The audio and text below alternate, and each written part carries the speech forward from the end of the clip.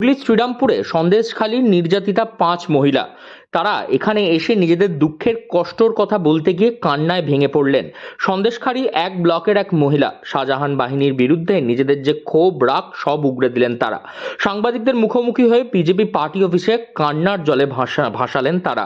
সোমবার দুপুরে শ্রীরামপুর বিজেপি প্রার্থী কবির শঙ্কর বসুর সমর্থনে শ্রীরামপুরে প্রচারে আসেন সন্দেশখালীর নির্যাতিতা 5 মহিলা। সেখানেই ডানকুনির বিজেপি কার্যালয়ে কান্নায় ভেঙে পড়েন তাদেরই মধ্যে কয়েকজন মহিলা। কিভাবে দিনের পর দিন রাতের পর রাত তাদের সঙ্গে নির্যাতন ঘটেছে সেই বিষয়ে তুলে ধরেন তারা। বিজেপির কার্যালয়ে সাংবাদিকদের মুখোমুখি হয়ে তাদের মধ্যে এক মহিলা অনিতা সর্দার তাকে বলতে শোনা যায় তাদের 3 পুরুষের ভিটে বাড়ির জমি কিভাবে শাহজাহান বাহিনী দখল করে রেখেছিল। তিনি বলেন সন্দেশখালীর মুখ্যমন্ত্রী ও পুলিশ মন্ত্রী সবই হচ্ছে শাহজাহান শেখ। সন্দেশখালীর সবকিছুই হয় শাহজাহানের কথায়। লিখে নেওয়া যে বাড়িতে হয়তো 3 পুরুষ বসবাস করছে সেখানে এসে বলা কাগজ ডুপ্লিসিটি কাগজপত্র তৈরি করে নিয়ে এসে বলা যে এই জায়গাটা আমি কিনে নিয়েছি, এখানে এটা আমি কিনে নিয়েছি, তোমার এখানে থাকা চলবে না। সেই বাড়ি ভাঙচুর করে ওখানে উচ্ছেদ করে দেওয়া মানুষকে, যে দীর্ঘদিন একটা মানুষ যদি সেই বাড়িতে বসবাস করে সেই মানুষটাকে হঠাৎ মাত্র এসে যদি বলা হয় এই জায়গাটা আমরা কিনে নিয়েছি, তাহলে সেই মানুষটার মনের অবস্থা কি হয়?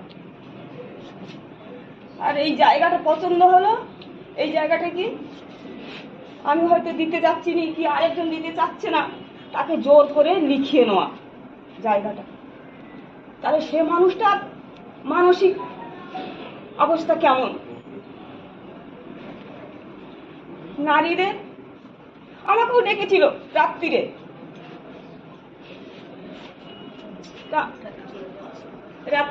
ডেকেছিল, তা আমি একটু বুকে সাহস রেখে আমি বলেছিলাম ওটা কি কোর্ট, ওখানে যেতে হবে, মানুষের যদি বিচার হয় থানা আছে, প্রশাসন আছে, সেখানে ডাকুন, কেন গ্যাস হাউসটি রাত্রে ডাকছেন? ওখানে ডেকেছিল ওই শাহজাহান শেখের বাহিনী, জিয়াউদ্দিন। নিজেদের সম্মানের কথা কেউ কোনোদিন রাস্তায় বলতে পারে? কখন বলে বলুন তো? যখন দেয়ালে পিঠ থেকে যায় তখন মানুষ, নারীরা সম্মানের কথা বলে, রাস্তায় আগিয়ে যায় প্রতিবাদ করার জন্য। ওখানে কেউ কোনো প্রতিবাদ করতো না? কে করবে? শাহজাহান শেখের উপরে কেউ কথা বলতে পারবে না। ওই সন্দেশকালের ভিতরে আমাদের মুখ্যমন্ত্রী হচ্ছে শাহজাহান শেখ আর পুলিশ মন্ত্রী হচ্ছে শাহজাহান শেখ। আমরা কোথায় যাব? আমরা তো সাধারণ মানুষ। আপনারা যৌন হেনস্থার অভিযোগ কি এর আগে এনেছিলেন? আচ্ছা, তারা কেউ বিজেপিকে সমর্থন করেন না, তারা সাধারণ মানুষ হিসাবেই এখানে এসেছেন তাদের নিজেদের দুঃখ দুর্দশার কথা এবং তাদের ওপর যে নিপীড়ন হয়েছে সেই কথা জানাতে। এই প্রসঙ্গে শ্রীরামপুর লোকসভার বিজেপি প্রার্থী কবির শঙ্কর বসু তিনি জানান, শুধুমাত্র শ্রীরামপুর লোকসভা নয়, গোটা বাংলায় এই একই জিনিস ঘটে চলেছে মহিলাদের সঙ্গে, এবং মহিলাদের যে চোখের জল, সেই চোখের জলের হিসাব বুঝিয়ে দেবে মানুষ এবার লোকসভা নির্বাচনে। একই সঙ্গে শ্রীরামপুর লোকসভায় নিজের মেয়ের চোখের জলের কথা বলতে শোনা গেছে কল্যাণ বন্দ্যোপাধ্যায়কে। সেখানে সন্দেশখালীর মহিলাদের চোখের জল, সেটার কি কোনো মাহাত্ম্য নেই? এমনই প্রশ্ন তোলেন কবির শঙ্কর বসু। কল্যাণ বন্দ্যোপাধ্যায় ও তৃণমূল যে নিজের হাতে একের পর এক সংসার ভেঙে চলেছে, এর হিসাব মানুষ বুঝিয়ে দেবে ভোটের ফলাফলে, এমনই বলতে শোনা যায় শ্রীরামপুরের বিজেপি প্রার্থী কবির শঙ্কর বসুকে।